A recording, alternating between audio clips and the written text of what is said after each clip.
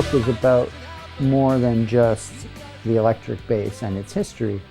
It's about collecting itself. It's about that collector's gene that people have. A lot of people never have enough money or access to these kind of instruments because they are rare and very often very expensive, especially guitars, much more so than basses.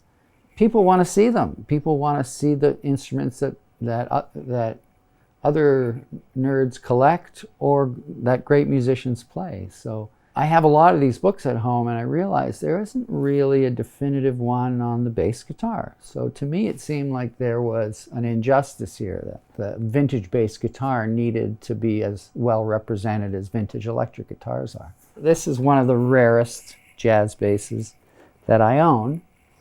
It was made in 1965, and you can see that it's quite a sparkly little devil.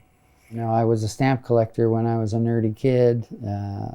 I get great pleasure out of holding a thing and then trying to figure out the environment that it came from. They're like windows to the past.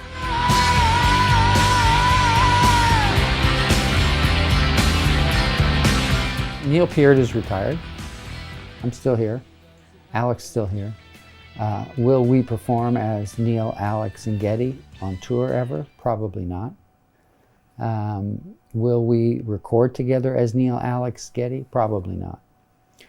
Will Alex and I make music on our own one day or individually one day? Probably. I don't think in our heart of hearts we believed it was the end, even though it did turn out to be the end.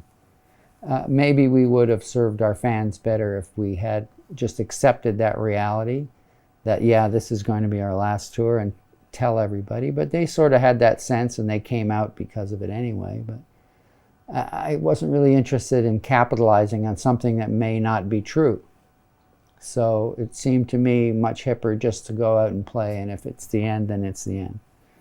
Whereas I hear Kiss are doing their first farewell tour.